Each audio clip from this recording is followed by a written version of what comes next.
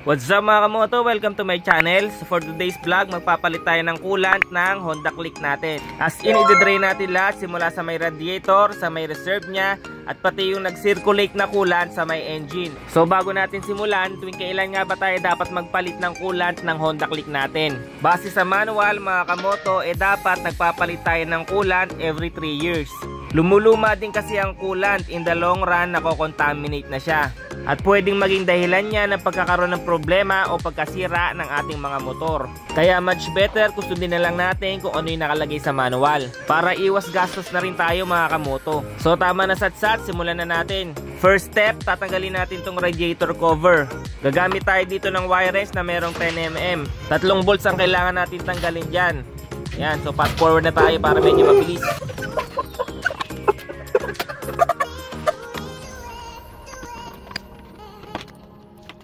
After nyo matanggal yung cover ng radiator, dito naman tayo sa cover ng reserve. So para matanggal yan, gagamit tayo ng Phillips screw. Once na natanggal nyo na yung isang tornilyo na yan, matatanggal nyo na rin yung cover.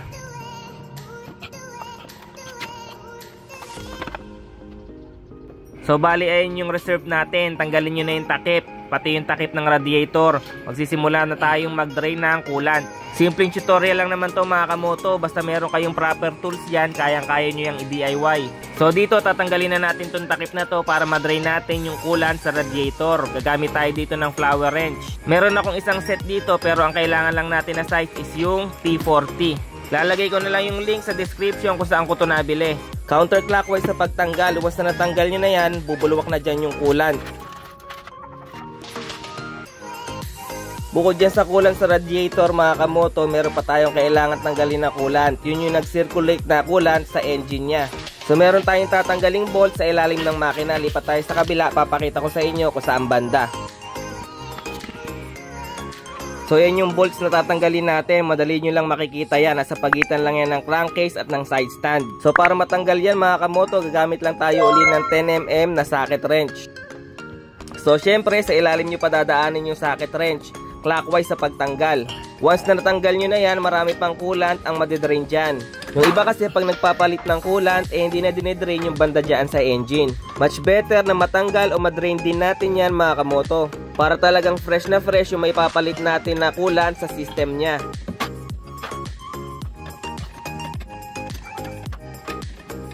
So ayan, ganyan pa yung karaming coolant na madidrain nyo na nag-circulate sa engine nya.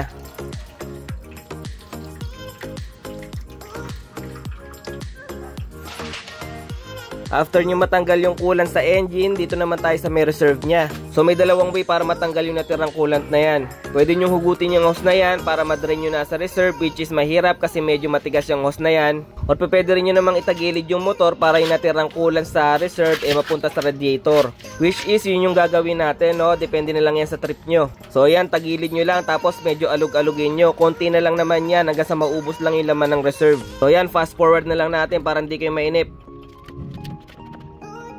So yan, once na nasimot na natin lahat ng coolant, pabalik na natin yung drainage cap ng radiator, pati yung bolt sa ilalim ng engine. So unahin na natin tong drainage cap sa may radiator. So pag nagigpit kayo, dapat yung sakto lang, wag sobra. Plastic lang kasi yung drainage cap na yan, baka maputol yung thread.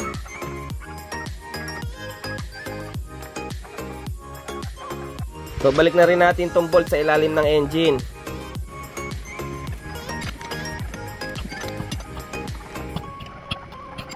Dito magsasalin na tayo ng bagong coolant. So itong brand ng coolant ang ipamamalit natin. 1 liter yung binili natin, para yung sobra pwede natin isalin pa unti-unti sa reserve pag nagbabawas na. So meron tayong iba't ibang brand ng coolant na pwedeng gamitin. Mag-search na lang kayo kung ano yung mas okay sa inyo.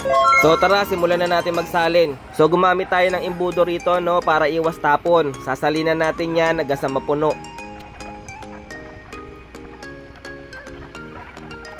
Once na napuno nyo na, huwag nyo munang takpan. Papaanda rin natin yung engine para lumabas yung hangin sa loob at mag-circulate yung coolant sa system nya. So etong akin, pinag-idle ko lang siya ng mga 7 minutes. Okay na yon.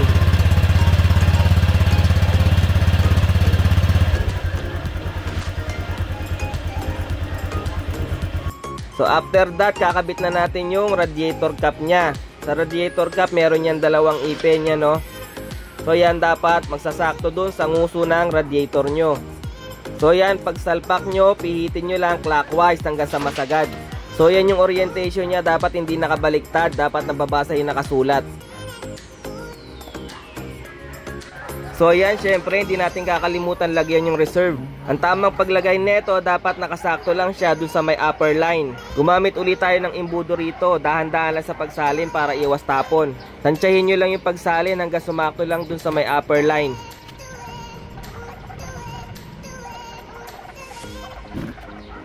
So yan, medyo sumobra lang tayo ng konting-konti pero okay na yan. Sa pagkabit na itong rubber cap ng reserve, hindi yan basta-basta sinasalpak lang.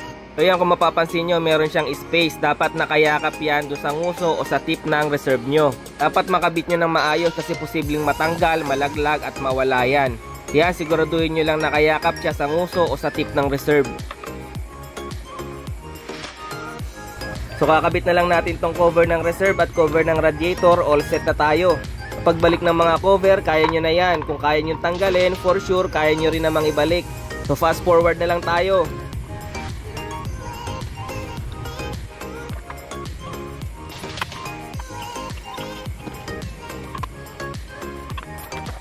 Yun, ganun lang naman kasimple o kadaling magpalit ng coolant ng Honda Click natin. Bali, ito nga palang motor na to is 2 years and a half na. Nag-decide na akong palitan ng coolant kahit wala pang 3 years. Okay lang naman kung mas mapaaga yung pagpalit natin ng coolant. Kahit gawin yung yearly ang pagpapalit, wala naman tayong magiging problema. Mas okay nga yun kasi mas mapapangalagaan or mas mape-prevent natin yung motor natin na magka-problema in the long run. So yun, hanggang dito na lang itong video na to mga kamoto. Kung nagustuhan nyo itong video na to o may natutunan man kayo, pakihit na lang ng like, share, and subscribe button. Damay nyo na rin yung notification button para lagi kayong updated sa mga bago kong uploads.